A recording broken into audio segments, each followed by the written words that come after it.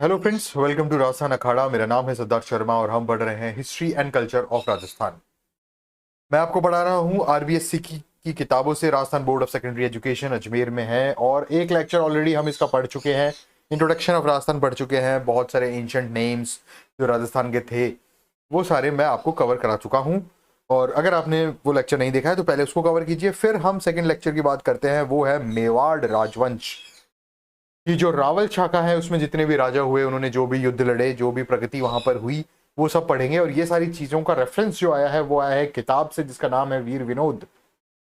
वीर विनोद जो है, विनोद आपको पता होगा, विनोद मतलब होता है राजा, वीर राजा। वीर विनोद में राजस्थान का इतिहास जो है, मेवाड़ का जो इतिहास है स्पेसिफिकली, वो लिखा हुआ है। और वो किसके द्वारा लिखा गया है? श्यामल दास द्वारा। तो ये इंट्रोडक्टरी स्लाइड जो है, इसी में एक आपका क्वेश्चन तैयार हो जाता है कि वीर विनोद किसने लिखी। आंसर होगा श्यामल दास। डन। और उसमें क्या है? उसमें मेवाड़ का इतिहास है। आज हम पढ़ेंगे मेवाड़ में दो शाखाएं हुई, रावल शाखा और रावल्स के बाद आए राणा। राणा सांगा, महाराणा प्रताप, राणा हमीर और ये सब। लेकिन हम आज के टॉपिक में, जो आज के लेक्चर में जो टॉपिक्स डिस्कस करेंगे, वो एक्सक्लूसिवली रिलेटेड होंगे रावल्स ऑफ मेवाड़ के। सबसे पहले, शुरू करने से पहले मैं आपको बता दूं, मेवाड़ एरिया के बारे में मैं आपको ऑलरेडी बता चुका हूं लास्ट स्लाइड में। मेवाड़ का एरिया कौन सा है? जो भी उदयपुर, चित्तौड़गढ़ के आसपास का एरिया है राजस्थान में, उसे हम मेवाड़ के नाम से जाना जाते थे। और वहां जिन राजाओं ने शासन किया, स्टार्टिंग में गुहिल वंश की स्थापना हुई। अ, उसमें जो इनिशियल राजा थे, गुहिल आदित्य हो, बप्पा रावल हो, अल्लट हो, रण सिंह हो, ये सारे जितने भी राजा थे, रतन सिंह हो गए, है ना, जैत्र सिंह हो गए, तेज सिंह हो गए, ये सब कौन थे? ये रावल थे। इनको रावल के नाम से जाने लगा। ये अपने नाम के आगे एक उपाधि लगाया करते थे, बप्पा रावल, रावल रतन सिंह, रावल रण सिंह, आलू रावल। ठीक है, तो ये रावल जो है ये उपाधि है, राणा जो है ये एक उपाधि है। तो हम सबसे पहले क्या करते हैं, रावल जो मेवाड़ के जो रावल है, उनकी सबसे पहले, उनके बारे में पढ़ने से पहले हम क्या करते हैं, उनकी क्रोनोलॉजी समझ लेते हैं कि कौन सा राजा पहले आया और कौन सा बाद में आया। सबसे पहले जो राजा जिसने मेवाड़ राजवंश की स्थापना की, या गुहिल राजवंश की स्थापना की हम कह सकते हैं, उसका नाम था गुहिल आदित्य। और इस गुहिल आदित्य राजा जी के कारण ही इसे गुहिल वंश के नाम से भी जाना जाता है। ये शुरू हुआ 566 एडी। जी हाँ, विश्व का सबसे पुराना राजवंश जो अभी भी है, वो उपाधि किसको मिली हुई है? मेवाड़ राजवंश को ही मिली हुई है। ये एक Guinness book of world record में भी लिखा हुआ है कि सबसे पुराना राजवंश जो है वर्ल्ड का, जो अभी भी जीवित है, वो है गुहिल राजवंश या मेवाड़ राजवंश। उसके बाद आए बप्पा रावल। अब रावल जो है, ये नाम यहाँ पर थोड़ा प्रॉब्लमेटिक है कि कोई कहता है कि बप्पा रावल रियल नेम है, कोई कहता है कालबोज रियल नेम है। बप्पा रावल तो सिर्फ एक उपाधि थी, अब जो भी है, लेकिन बप्पा रावल के नाम से हम जानते हैं। और Bappa Rawal second important king थे इस डायनेस्टी के, जो आए 734 एडी में। उसके बाद आलू रावल या अल्लठ जिन्हें कहा जाता था। उसके बाद रण सिंह, जैत्र सिंह, समर सिंह और रतन सिंह। रतन सिंह के बाद जो है यहां से राणा शाखा शुरू हुई, जिन्हें हम सिसोदिया भी कहते हैं। सिसोदिया क्यों कहते हैं? क्योंकि वो सिसोदिया ग्राम में बसे हुए थे राणा। राणास के बारे में हम नेक्स्ट लेक्चर में पढ़ेंगे, लेकिन अभी आज इस लेक्चर में हम इन सारे राजाओं के बारे में, महान राजाओं के बारे में हम डिस्कस करेंगे। यहाँ ये जो रण सिंह का काल था, इस रण सिंह में ही रण सिंह के दो बेटे हुए। पहले बेटे का नाम था क्षेम सिंह और दूसरे बेटे का नाम था राहप। क्षेम सिंह और राहप। क्षेम सिंह के जितने भी बेटे हुए वो कहलाए रावल, और राहप के जितने भी बेटे हुए वो कहलाए राणा। डन। तो ये यहां से डिवाइडेशन हुआ रावल शाखा। तो ये हम यहां से रावल पढ़ते हैं, गुहिलादित्य, पप्पा रावल, आलू रावल, रण सिंह। रण सिंह के बाद हम यहां से डाइवर्ट हो जाते हैं, क्षेम सिंह, ये रावल शाखा हो जाती है, और ये राहप राणा शाखा हो जाती है।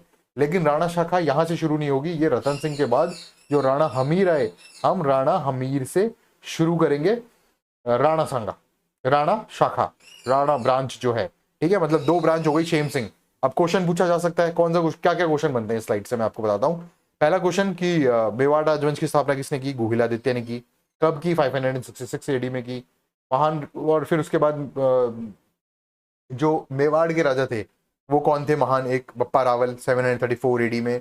तो रावल और राणा शाखा की जो शुरुआत हुई वो कहाँ से हुई? रण सिंह के दो पुत्र हुए, शेम सिंह और राहब। शेम सिंह ने रावल शाखा की शुरुआत की और राहब ने राणा शाखा की, दो ब्रांचेस हो गई। डन। इसको मैं किस तरह समझाऊं आपको, इसको इस तरह भी समझ लेते हैं अपन, देखिए एक सेकेंड।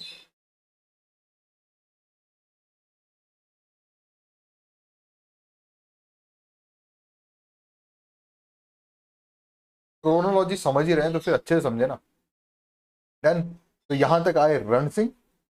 रण सिंह के दो बेटे हुए, शेम सिंह और राहब।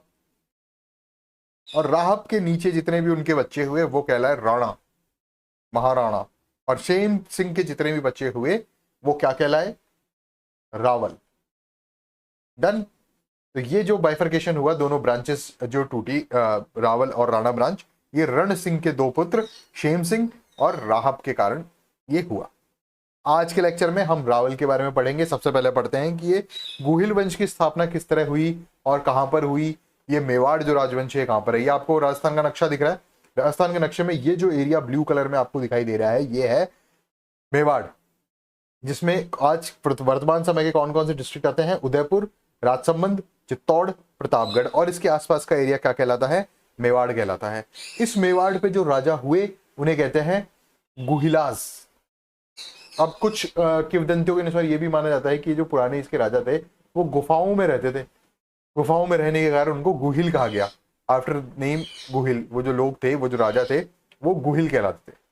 देन अब गुहिल जो है वो उन्होंने अपनी सत्ता कब स्थापित की, जैसा कि मैंने आपको पहली स्लाइड में बताया, 566 एडी में गुहिल राजवंश की स्थापना हुई। और ये बात हमें कौन कह रहे हैं, महान लेखक गौरीशंकर हीराचंद ओझा जी ने ये कहा कि गुहिल ने अपना शासन स्थापित किया 566 एडी में। कहां पर स्थापित किया, ये जो ब्लू कलर का एरिया दिख रहा है। और अगर आपको जूम इन करके दिखाया जाए तो ये यहाँ पर भीलवाड़ा आ गया, ये राजसमंद है, ये उदयपुर है और ये चित्तौड़गढ़ है। ये चार डिस्ट्रिक्ट मेनली ये चार डिस्ट्रिक्ट मेवाड़ के एरिया को दर्शाते हैं। बेसिकली स्टार्टिंग ये यहां से हुई और फिर ये धीरे धीरे चारों तरफ फैल गए। देन कब से स्टार्टिंग हुई, 566 एडी से।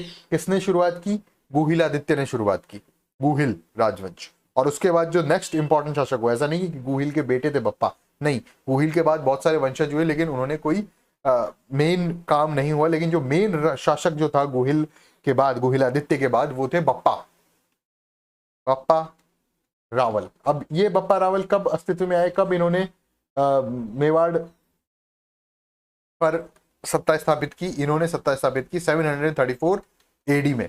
734 एडी में ऐसा हुआ क्या, बप्पा रावल क्या करते थे, मैं आपको बप्पा रावल के बारे में बताऊं। नेक्स्ट स्लाइड में हम इनके डिटेल में पढ़ेंगे, लेकिन फिर भी कुछ कहानी मैं इनके बारे में सुनाता हूं। ये क्या है, हारित ऋषि एक हुआ करते थे, इस एरिया में रहते थे। उनका नाम क्या था, हारित ऋषि। हारित ऋषि उनकी एक गाय चराया करते थे।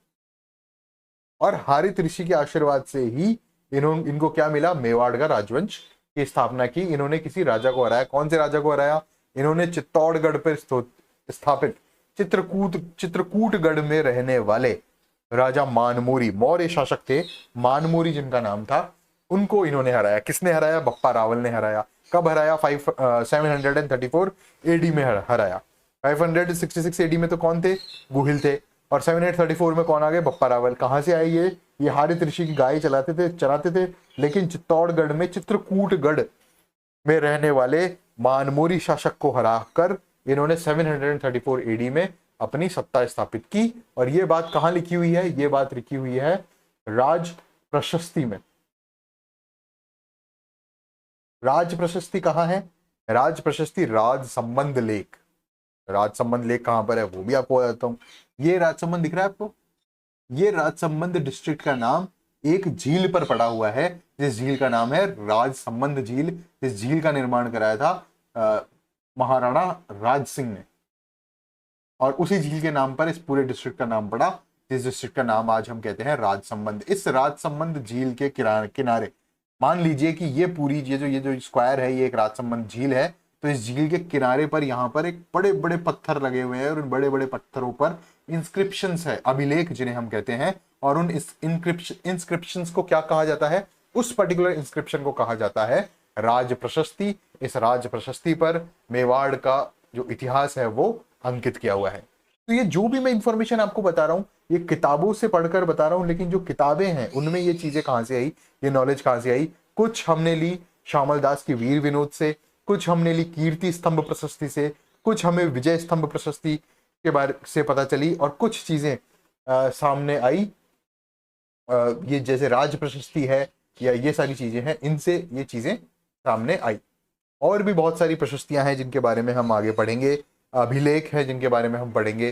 तो यहाँ पर ये जो घटना हुई 734 एडी में, जो चित्तौड़ पे शासन स्थापित किया गया बप्पा रावल द्वारा, ठीक है। अब यहाँ पर तो लिखा हुआ है, अब आप कहेंगे कि सर तो हमें गलत पढ़ाते हैं, क्योंकि बप्पा रावल यहाँ इस इमेज में तो लिखा हुआ है 713 और यहाँ लिखा हुआ है 734, ये तो गलत है, कॉन्ट्राडिक्शन ऑफ फैक्ट्स हो गया ये तो। भाई ये बप्पा रावल जब से पैदा हुए और जब से मतलब इनका अंत हुआ 753 एडी में, तब तक का ये है। और ये 734 जो यहाँ पर लिखा हुआ है, ये बप्पा रावल ने जब मेवाड़ राजवंश की सत्ता को संभाला, वो ये काल है। इसकी इंफॉर्मेशन कहाँ से मिली हमें? राज प्रशस्ति से मिली, जो कि राज प्रशस्ति एक इंस्क्रिप्शन है, एक अभिलेख है जो राजसंबंध झील के किनारे लिखा हुआ है। इस राज प्रशस्ति ने हमें क्या बताया कि एक राजा हुए जिनका नाम था बप्पा रावल, जिन्होंने सूर्यवंशी राजा थे, जिन्होंने मेवाड़ राज्य की नींव डाली। और वो नींव कैसे डाली कि चित्तौड़ में चित्रकूटगढ़ में जो राजा रहते थे मानमोरी, उनको हराया और 734 एडी में क्या की? मेवाड़ राज्य की नींव डाली। इससे पहले गुहिल वंशीय कहा जाता था, मेवाड़ राजवंश का नाम नहीं था। मेवाड़ के बारे में जो चित्तौड़गढ़ से जो चीज शुरू हुई, चित्तौड़ जहां से एनेक्स किया गया, वो बप्पा रावल थे। अब बप्पा रावल की एक कैपिटल भी होगी, तो बप्पा रावल ने जो कैपिटल बनाई वो थी Nagda. Nagda is a important place. अब यहाँ पर नागदा दो जगह इंपॉर्टेंट है। पहला कि बप्पा रावल की जो कैपिटल थी वो कौन सी थी? नागदा। मेवाड़ की प्रथम कैपिटल कौन सी थी? नागदा। थर्ड इंपॉर्टेंट फैक्ट क्या है कि बप्पा रावल की जो समाधि है वो कहाँ बनी हुई है? तो वो भी नागदा में बनी हुई है। डन। इसके अलावा बप्पा रावल ने क्या किया? एक लिंग जी लकुल संप्रदाय के एक लिंग जी के मंदिर की स्थापना की उदयपुर के पास में कैलाशपुरी नामक गांव में। नाथद्वारा हाईवे के पास से गुजरता है कैलाशपुरी गांव, और वहां पर एक लिंग जी मंदिर की स्थापना की गई, और उसको जो है वो मेन डाइटी, जो मेन भगवान है, उनके रूप में स्थापित किया गया। गोहिल के जो देवता हैं, राजदेव जिन्हें कह सकते हैं या कुल देवता जिन्हें कह सकते हैं, वो एक लिंग जी को स्थापित किया गया। और ये कहा बप्पा रावल ने कि मैं तो सिर्फ दीवान हूं, मैं तो सिर्फ इनकी सेवा में हूं। जो राज कर रहे हैं मेवाड़ पे वो तो एकलिंग जी कर रहे हैं, और आज भी एकलिंग जी का ही राज है। जो राजा हुए इनके बाद, बप्पा रावल जी के बाद, वो उन्होंने क्या बताया खुद को? उन्होंने खुद को एकलिंग जी का दीवान बताया। बाद में गौरीशंकर हीराचंद ओझा जी ने ही ये बताया कि बप्पा जो था, उनका जो रियल नाम था वो कालभोज था, या कहीं कहीं पर हम मालभोज भी पढ़ सकते हैं, लेकिन कालभोज जो है वो इंपॉर्टेंट नाम है। अब कालभोज नाम है तो ये बप्पा कहां से आया? तो बप्पा जो था वो टाइटल था, उपाधि थी। जैसे जयसिंह को मिली उपाधि, क्या मिली?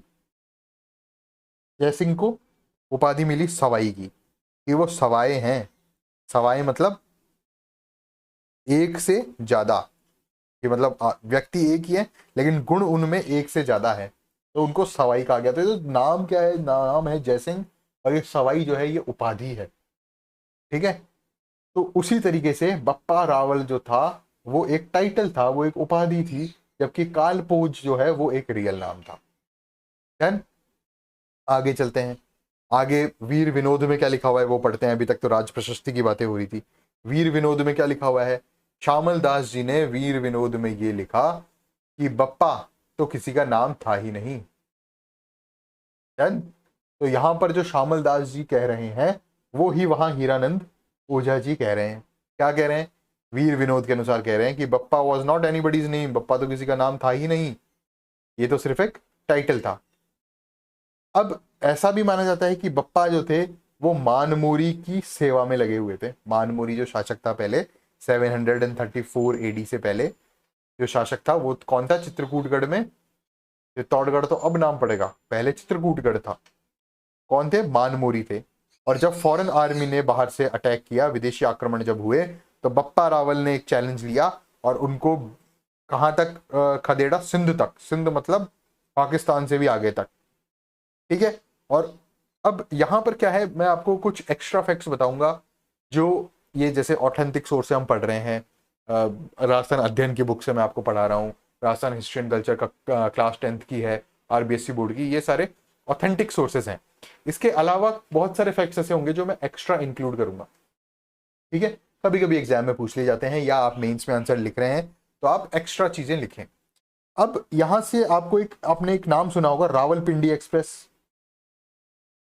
रावलपिंडी एक्सप्रेस, कौन है रावलपिंडी एक्सप्रेस? शोएब अख्तर। क्यों कहा जाता है उसको? क्योंकि वो रावलपिंडी के एक मैदान में उनकी ट्रेनिंग हुई थी, तो रावलपिंडी एक्सप्रेस के नाम से जाने जाते हैं। तो पाकिस्तान में एक जगह है जिसका नाम है रावलपिंडी।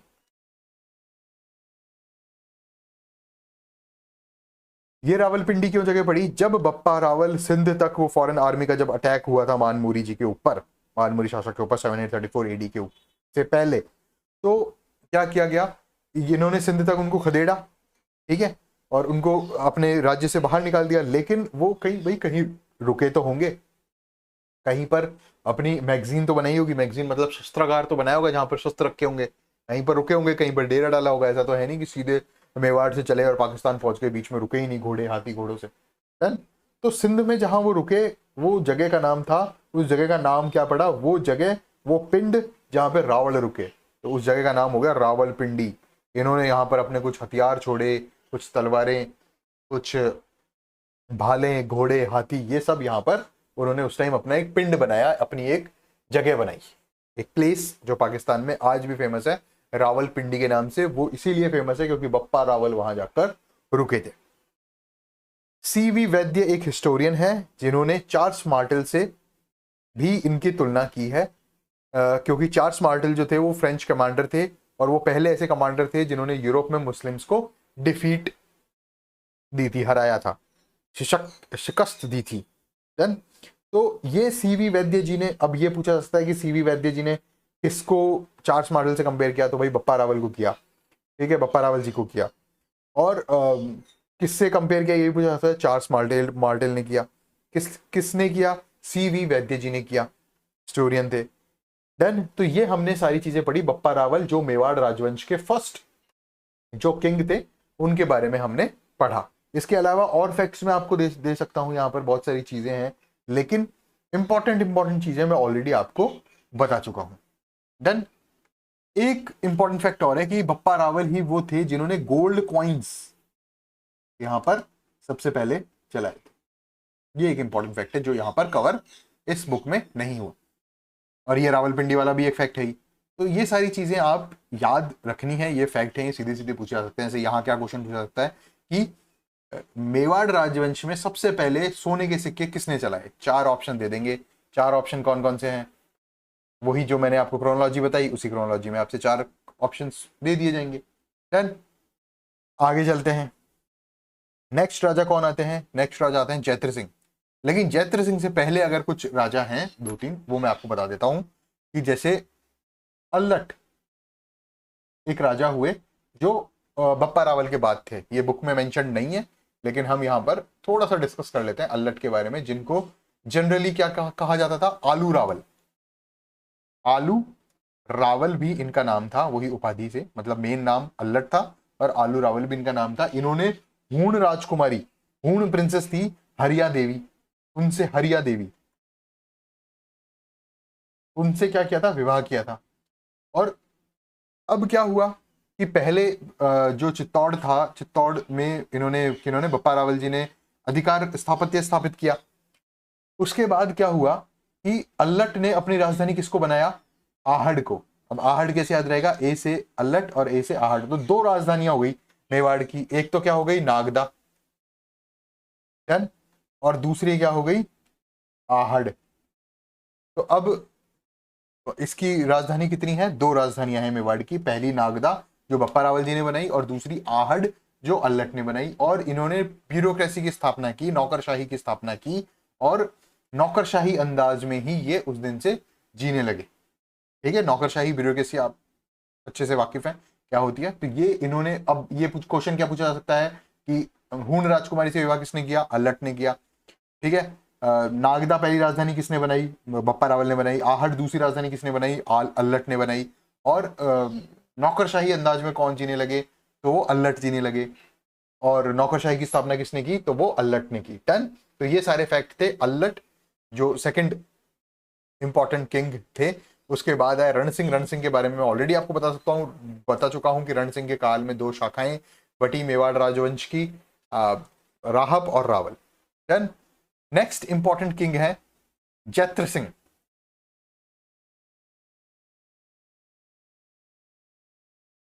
रावल जैत्र सिंह का जो कार्यकाल है, जो शासन इन्होंने किया, वो शुरू किया 1213 एडी से स्टार्ट हुआ ये, और ये 1253 तक चला। लेकिन 1213 में स्टार्ट कैसे हुआ? इन्होंने परमार्स को हराया। परमार जो वंश था, जो चित्तौड़ पे शासन कर रहा था, उसको हराया और चित्तौड़ को विजय हासिल की चित्तौड़ में। अब हम बात कर लेते हैं, फिर चित्तौड़ में विजय हासिल करके क्या किया? अपने साम्राज्य की कैपिटल स्थापित किया। कैपिटल की बात आ गई तो सबसे पहले मैं कैपिटल बताता हूं कि बप्पा रावल ने कौन सी कैपिटल स्थापित की थी? नागदा, जहां पर उनकी समाधि है। फिर आलू रावल ने सेकंड, ये तो थी फर्स्ट कैपिटल ऑफ मेवाड़। ठीक है। सेकंड आलू रावल जो थे, अल्लट जो थे, उन्होंने कौन सी कैपिटल स्थापित की नागदा के बाद? सेकंड आहड़, ये दूसरी कैपिटल थी। इसके बाद जब रावल जैत्र सिंह आए, जैत्र सिंह ने कौन सी स्थापित की? चित्तौड़ को कैपिटल बनाया, नागदा को कैपिटल से हटा दिया गया। कौन सी कैपिटल आई? चित्तौड़। ठीक है। अब जय सिंह सूरी ने एक किताब लिखी गई, जैसे ये जैत्र सिंह नाम है वैसे जय सिंह मिलता जुलता नाम है। जय सिंह सूरी ने एक महान किताब लिखी जिसका नाम था हमीर मदमर्दन। हमीर मदमर्दन से हमें क्या पता चलता है कि 1227 में एक युद्ध लड़ा गया। 1227 में जैत्र सिंह ने एक युद्ध लड़ा। जैत्र सिंह वर्सेस कौन था? दिल्ली का शासक था, दिल्ली का सुल्तान था, सुल्तान इल्तुतमिश। अब ये स्लेव डायनेस्टी जो थी वो दिल्ली में शासन कर रही थी। मान लीजिए यहाँ पर चित्तौड़ है और ये है दिल्ली। ठीक है। तो दिल्ली जो है वो मालवा तक, गुजरात तक जाने का रास्ता, और ये सारा जो रास्ता था ये कहाँ से होकर जा रहा था? चित्तौड़ से होकर जा रहा था। चित्तौड़ एक महत्वपूर्ण, स्ट्रेटेजिकली महत्वपूर्ण पॉइंट था दिल्ली के लिए, हमेशा से ही रहेगा। आप आगे आने वाले समय में देखेंगे कि जब रावल के बाद राणाओं ने भी शासन किया, चाहे वो महाराणा प्रताप हो, चाहे वो महाराणा सांगा हो, चाहे वो रतन सिंह हो, रावल रतन सिंह जी हो, हर बार दिल्ली का जो इंटरेस्ट रहा वो चित्तौड़ पर एक विशेष इंटरेस्ट रहा, क्योंकि ये एक बहुत ही ज्यादा स्ट्रेटेजिक पॉइंट था और एक समृद्ध डायनेस्टी तो थी ही। तो उसी के कॉन्टेक्स्ट में यहाँ पर स्लेव डायनेस्टी जो थी दिल्ली में शासन कर रही थी। गुलाम वंश का शासन था, बहुत ही पावरफुल वंश था दिल्ली का, और उसके सुल्तान थे इल्तुतमिश। उन्होंने आक्रमण किया जैत्र सिंह पर, और इल्तुतमिश ने आक्रमण किया। अब आप देखिए कि राजस्थान के इतिहास का हम ये पहला युद्ध पढ़ने जा रहे हैं। ये बहुत पुराना युद्ध है, 1227 में हुआ, मतलब ये भूतकाल का युद्ध है। तो इस युद्ध का नाम भी क्या है? Battle of Bhutala. तो आपसे कभी भी प्रश्न पूछा जाए बैटल ऑफ भूतला कब हुई, तो आप सीधे सीधे लिखिए जैत्र सिंह वर्सेस इल्तुतमिश, और 1227 में ये हुई। इसकी जानकारी कहां से मिलती है? इसकी जानकारी मिलती है, जय सिंह सूरी ने लिखी थी किताब हमीर मदमर्दन। मद मतलब किसी का अभिमान, किसी का घमंड, मर्दन मतलब उसको चूर चूर करना, उसको खत्म कर देना, अभिमान को चूर चूर करना। किसके अभिमान को? हमीर के अभिमान को। हमीर यहां पर संज्ञा दी गई है इल्तुतमिश को इस किताब में। देन हमीर जो है वो एक, मतलब एक संज्ञा देने वाली बात हो गई कि यहाँ पर इल्तुतमिश को हमीर नाम से पुकारा गया है और हमीर का मदमर्दन किया गया है। अभिमान कि भाई तुम दिल्ली के शासक हो, दिल्ली के सुल्तान हो, स्लेव डायनेस्टी इतनी महान वंश के हो, लेकिन फिर भी आपका जो अभिमान है, आपका जो घमंड है, वो हमने तोड़ दिया आपको हराकर। ऐसा भी कहा जाता है कि जब इल्तुतमिश ने आक्रमण किया तो नागदा जो है उसकी हालत बहुत ज्यादा खराब हो गई, उस कैपिटल की हालत खराब हो चुकी थी। इस वजह से चित्तौड़ को नई कैपिटल जैत्र सिंह ने बनाया। गौरी शंकर हीराचंद ओझा ने भी बहुत ज्यादा तारीफ की है कि स्लेव डायनेस्टी जब दिल्ली में शासन कर रही थी, इतना विकट परिस्थितियों में भी, कि जब लगातार खतरा बना हुआ था दिल्ली डायनेस्टी से मेवाड़ को, तब उस मेवाड़ की सुरक्षा किसने की? रावल जैत्र सिंह ने की। तो रावल जैत्र सिंह जो थे वो एक महान राजाओं में उनका नाम शामिल हुआ, और हर समय के लेखक ने, चाहे वो जय सिंह सूरी हो, उन्होंने हमीर मदमर्दन की तरह से उस हमीर मदमर्दन में जो है वो तारीफ की चैत्र रावल जैत्र सिंह की। और गौरी शंकर हरिचंद ओझा ने भी, जो अभी मॉडर्न जो लेखक हुए हैं, उन्होंने भी जैत्र सिंह की तारीफ की है कि मेवाड़ वंश में एक महान शासक था रावल्स में, जो कि मोस्ट ब्रिलियंट था, पावरफुल था, और एडवर्सरीज के टाइम पर भी उसको प्रेज हासिल हुआ। इसके बाद क्या है, बहुत सारे और शासक आए, लेकिन एक इंपॉर्टेंट शासक हुए जिनका नाम था समर सिंह। यहां पर उसका मेंशन नहीं है, मैं अलग से आपको बताता हूं। समर सिंह जो थे वो सत्ता में आए, रावल समर सिंह, और उनके दो संतानें हुई। समर सिंह का एक पुत्र थे रावल रतन सिंह, रावल रतन सिंह, और दूसरे जो थे वो थे कुंभकर्ण। कुंभकर्ण का उल्लेख यहाँ पर आप देख रहे हैं कि जो मेवाड़ डायनेस्टी है उसमें नहीं देखने को मिल रहा है। क्यों? क्योंकि कुंभकर्ण को जो राजा थे, इनको पहले ही नेपाल भेज दिया गया था, और इन्होंने गुहिल वंश की स्थापना नेपाल में की, कुंभकर्ण ने। ये रामायण वाले कुंभकर्ण नहीं है, ये अलग राजा है। समर सिंह की संतानें थी दो, एक थे कुंभकर्ण, एक थे रावल रतन सिंह। रावल रतन सिंह ने मेवाड़ डायनेस्टी को संभाला, और कुंभकर्ण जो थे वो नेपाल में जाके उन्होंने गुहिल डायनेस्टी की स्थापना की। डन। अब हम पढ़ते हैं, तो ये तो चले गए नेपाल, और ये रह गए मेवाड़ में रावल रतन सिंह। रावल रतन सिंह ने शासन कब संभाला? 1302 ईस्वी में, और 1303 ईस्वी में अलाउद्दीन खिलजी ने आक्रमण कर दिया। ये यहाँ पर जो आपको तस्वीर देखने को मिल रही है, ये है महान राजा रावल रतन सिंह मेवाड़ के, और ये है सुल्तान अलाउद्दीन खिलजी, खिलजी वंश के दिल्ली के सुल्तान थे उस वक्त के। डन। 1302 में इन्होंने शासन स्थापित किया, और 1303 में अलाउद्दीन खिलजी ने अपनी साम्राज्यवादी नीति, एक्सपेंशनिस्ट पॉलिसी को ध्यान में रखते हुए, जैसा कि मैं आपको पहले ही बता चुका हूं कि गुजरात जाने वाले रास्ते में आता था, और बहुत ही समृद्ध वंश था मेवाड़ वंश, तो उस पर आक्रमण लगातार दिल्ली से डेंजर बना ही रहता था। डन। कि ये जैसे दिल्ली है, मान लीजिए समर जहां लिखा हुआ है दिल्ली है, और ये यहाँ पर है चित्तौड़, तो गुजरात जाने वाला रास्ता भी चित्तौड़ से होके जाता था। मालवा जो ये बीच वाला एरिया था, ये भी बहुत इंपॉर्टेंस रखता था, ये भी इंटरेस्ट था इनको भी चित्तौड़ में। आगे आप देखेंगे सांगा के काल में कैसे युद्ध हुए। तो ये चीजें सारी यहाँ पर हुई। इंपीरियलिस्ट पॉलिसी थी अलाउद्दीन की, एक्सपेंशनिस्ट, बहुत साम्राज्यवादी विस्तारवादी नीति थी कि कैसे ना कैसे अपने साम्राज्य को फैलाया जाए। तो उस स्ट्रेटेजी से चलते हुए, और जो कॉमर्शियल इंपॉर्टेंस थी चित्तौड़ की, चित्तौड़ अब देखिए रावल्स ने बहुत टाइम से शासन कर लिया यहाँ पे। 734 एडी से जो साम्राज्य चल रहा है लगातार, और वो अब आ चुका है 1302 तक, तो लगातार राजा चल रहे हैं वहां पर। और वो इंपीरियलिस्ट एम्बिशन जो है वो भी एक फैक्टर था, कॉमर्शियल फैक्टर के साथ साथ। स्ट्रेटेजिक लोकेशन भी चित्तौड़ की बहुत इंपॉर्टेंट थी। ये सारी चीजें यहां पर हुई। ये तो है फैक्ट, सीधा सीधा फैक्ट, कि अलाउद्दीन खिलजी ने लगभग जितने भी अपने आसपास के क्षेत्रों में आक्रमण किए वो इन पॉलिसीज के चक्कर में किए। लेकिन अब आप देखिए यहाँ पर टाइमलाइन देखिए आप, कि 1302 की बात हम कर रहे हैं, 1302 में, 1303 में ये युद्ध हुआ, लेकिन 1540 में किताब लिखी गई। अमूमन 200 या 240 वर्ष बाद एक किताब लिखी गई। ये देखिए 1303 का ये काल है, और 1540 एडी में मलिक मोहम्मद जायसी द्वारा किताब लिखी गई। उस वक्त जब कोई इंटरनेट सेवा नहीं हुआ करती थी, कोई आर्टिफिशियल इंटेलिजेंस वगैरह, एआई, चैटबॉट वगैरह कुछ नहीं होते थे, तब 200 साल के पीरियड के बाद मलिक मोहम्मद जायसी एक ग्रंथ लिखता है जिसका नाम होता है पद्मावत। और उस पद्मावत ग्रंथ में यह कहा जाता है कि अलाउद्दीन खिलजी का जो एकमात्र लक्ष्य था रावल रतन सिंह पर आक्रमण करने का, वो उनकी जो रानी थी, रानी पद्मिनी, उनके कारण वो युद्ध हुआ। अब आप खुद ये बात सोचिए कि आज के समय में जब इंटरनेट सेवाएं या सारी सेवाएं होती है, तब हम बैठकर 1857 की क्रांति के बारे में, युद्ध के बारे में अगर हम कुछ लिखते हैं, कोई किताब लिखते हैं, तो वो लिखना कितना कठिन हो जाता है।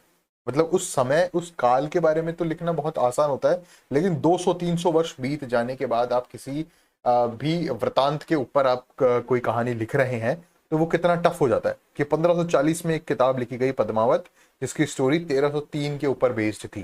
तो यहाँ पर ये जो है ना, इसको मानना, इसकी क्रेडिबिलिटी मानना थोड़ा सा डाउटफुल हो जाता है।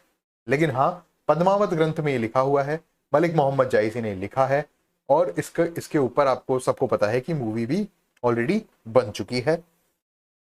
दशरथ शर्मा जो हैं, उन्होंने इस के बारे में बात की और क्रेडेंस दिया कि लार्ज नंबर ऑफ हिस्टोरियंस जो थे वो इस व्यू को एक्सेप्ट नहीं करते थे कि ऐसा नहीं हुआ। जैसा कि मैं आपको बोल रहा हूँ कि 200-250 साल के बाद किसी भी इंसिडेंट के ऊपर कहानी लिखना बहुत ज़्यादा मुश्किल हो जाता है, एज इट इज़ लिखना। तो यहाँ पर बहुत सारे हिस्टोरियंस इसको क्रेडिबिलिटी नहीं देते हैं, लेकिन मलिक मोहम्मद जायसी ने लिखा और जो दशरथ शर्मा हैं वो भी इसको मानते हैं कि हाँ ऐसा हुआ होगा। पद्मावत नाम की जो मूवी बनी उसमें रावल रतन सिंह का किरदार, जैसा कि आपको पता है, अगर आपने मूवी नहीं देखी है तो आप वो मूवी देख सकते हैं, क्योंकि चित्तौड़ के बारे में आपको बहुत सारी चीजें देखने को मिलेगी। एकलिंग जी का वर्णन वहां पर किया हुआ है। आशंका जिस हिसाब से लेते थे, आशंका क्या होता है मैं आपको बताऊं कि जब भी कोई राजा किसी युद्ध के लिए जाता था उससे पहले वो एकलिंग जी से जाके परमिशन लिया करते थे और उस परमिशन को आशंका कहा जाता था। अलाउद्दीन खिलजी को बहुत अच्छे से पोर्ट्रे किया गया है। इसके अलावा अलाउद्दीन खिलजी अपने साथ एक राइटर जो भी रखते थे वो भी वहां पर दिखाए गए हैं। अमीर खुसरो का जिक्र पद्मावत मूवी में हुआ है और वो जो युद्ध है उसको इन डिटेल कैप्चर किया गया है। कौन सा युद्ध? The war of Chittorgarh. Chittorgarh का युद्ध हुआ 1303 में, अलाउद्दीन खिलजी वर्सेस रावल रतन सिंह। चित्तौड़गढ़ का किला यहाँ पर बहुत महत्वपूर्ण है, जिस पर शासन, ये देखिए, ये जो किला आपको दिख रहा है ये चित्तौड़गढ़ का किला है। चित्तौड़गढ़ का किला किसने जीता था? बप्पा रावल ने जीता था मानमोरी को हराकर। ठीक है, इसको एक लिविंग फोर्ट भी कहते हैं। उसके बारे में डिटेल, ये जो आपको ये दिख रहा है ये टावर, इसे विजय स्तंभ कहा जाता है। विजय स्तंभ कब स्थापित हुआ और ये सारी चीजें हम आगे आने वाले लेक्चर्स में पढ़ेंगे। कौन सा युद्ध लड़ा गया, कौन से राजा ने उस युद्ध को जीता और इस युद्ध को जीतने के बाद विजय स्तंभ की स्थापना चित्तौड़गढ़ युद्ध में कराई गई, ये सब चीजें हम पढ़ेंगे। लेकिन हुआ क्या कि अलाउद्दीन खिलजी आके चित्तौड़गढ़ के बाहर उसने डेरा डाल दिया और बहुत लंबा एक सीज उसने चलाया, मतलब चित्तौड़गढ़ को घेर कर वो अलाउद्दीन खिलजी जो था वो यहाँ पर बैठ गया। उसने बहुत अच्छी स्ट्रेटजी यहाँ पर लगाई और जो खाना वगैरह था और जो एक्सटर्नल हेल्प थी वो दुर्ग में जाने से रोकी। रावल रतन सिंह के दो कमांडर थे, गोरा और बादल, जिन्होंने अलाउद्दीन खिलजी के साथ युद्ध लड़ा। वो शहीद वीर गति को प्राप्त हुए। उन्होंने वहां पर केसरिया हुआ और रानी पद्मिनी जो थी वो अपनी 1600 और विमेन के साथ उन्होंने जौहर किया। जौहर की प्रक्रिया जैसा कि आप सब जानते हैं, आपने मूवी में भी देखा होगा, पद्मावत मूवी में। देखिए क्या होता है, जब भी कभी बाहर से आक्रमण हुआ करते थे तो जो विमेन होती थी उनकी अस्मिता, उनकी जो इज्जत होती थी, जो रेस्पेक्ट होती थी, वो इन डेंजर होती थी। तो उसको प्रोटेक्ट करने के लिए सबसे इंपॉर्टेंट वही है, उसको प्रोटेक्ट करने के लिए क्या होता था कि साका किया जाता था। साका क्या है? साका एक कंबाइंड वर्ड हम यूज कर रहे हैं दो एक्टिविटीज के लिए, एक है केसरिया करना और एक है जौहर करना। केसरिया जो है वो करते थे पुरुष और जौहर जो है ये मेल रिलेटेड वर्ड है और ये फीमेल रिलेटेड वर्ड है। केसरिया कब होता था? जब किसी युद्ध में, जैसे ये गौरा और बादल है, यहां पर उनको केसरिया करना बताया गया है कि मतलब सर पर केसरिया बाना पहनकर, केसरिया पगड़ी पहनकर युद्ध में टूट पड़ना कि भाई अब तो जीतेंगे या वीर गति को प्राप्त होंगे, इस इरादे से उसे क्या कहते हैं? केसरिया करना कहते हैं। और फीमेल जब दुर्ग के अंदर रहकर सती होती है या अग्नि को समर्पित हो जाती है, खुद का आत्महत्या जिसे कहते हैं वो करती है, सुसाइड करती है अग्नि में, तो उसे अग्नि जौहर कहते हैं, सती कहते हैं। यहां पर 1303 में केसरिया किया गौरा बादल ने, रतन सिंह ने, रावल रतन सिंह जी ने, और जौहर किया रानी पद्मिनी ने अपने साथ 1600 महिलाओं को साथ लेकर। जैसा कि मैंने आपको पहले बताया कि अलाउद्दीन खिलजी अपने साथ हमेशा एक राइटर रखते थे, एक पोएट रखते थे, ठीक है, जो थे अमीर खुसरो।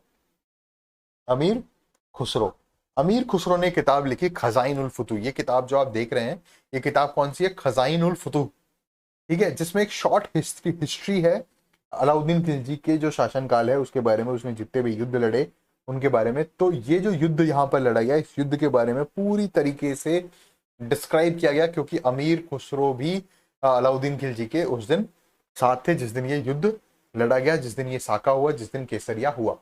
गौरा और बादल की जो लड़ाई थी वो देखने लायक थी।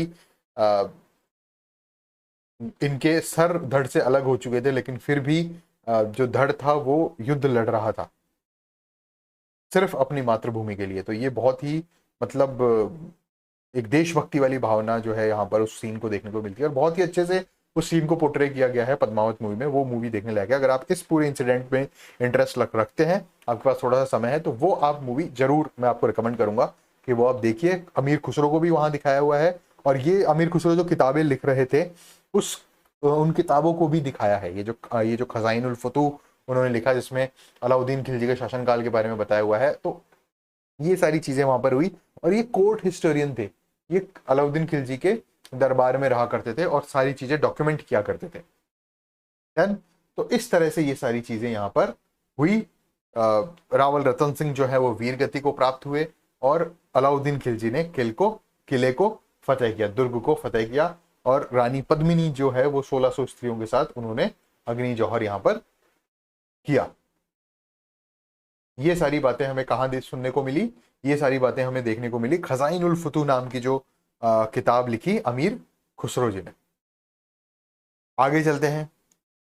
अलाउद्दीन खिलजी का बेटा था कौन? खिज्र खां। खिज्र खां नाम का अलाउद्दीन खिलजी का बेटा था, जिसको अलाउद्दीन खिलजी ने क्या किया? जो किला आप देख रहे हैं, अलाउद्दीन खिलजी ने जब यहाँ पर फतेह हासिल की, चित्तौड़गढ़ का किला, इस चित्तौड़गढ़ के दुर्ग में क्या किया?